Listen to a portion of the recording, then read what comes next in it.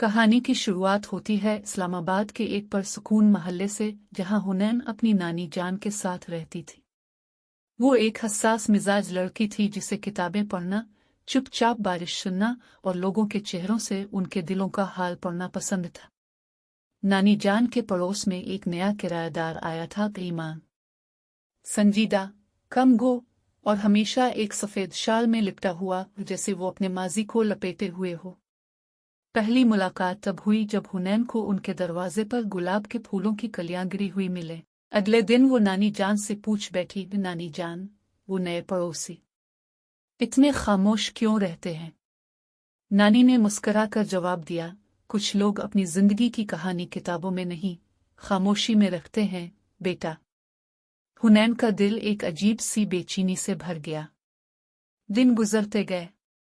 हुनैन ईमान को छत पर दरख्तों के साए में कभी मस्जिद के अहाते में खामोश बैठे देखती। वो आहिस्ता आहिस्ता इसकी खामोशी से मोहब्बत करने लगी थी। एक दिन बारिश हो रही थी।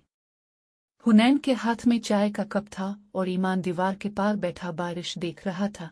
हुनैन ने हिम्मत की, चाय का एक कप इसकी तरफ बढ़ाया और पूछा, खामोश रहने से दिल हल्का होता है या बोझ बढ़ता है?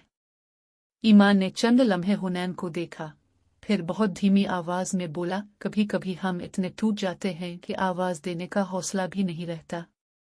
हुनैन की आंखों में नमी आ गई, मगर मुस्कुरा कर बोली, तो फिर मैं तुम्हारे साथ चुप रहूंगी जब तक तुम बोलने का दिल ना करे।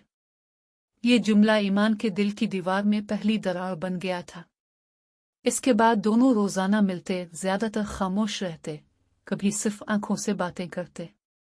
कुछ रिश्ते अल्फाज से नहीं, एहसास से जुड़ते हैं, और ईमान के दिल में पहली बार उम्मीद ने आंख खोली थी हुनैन की खामोशी की सूरत में।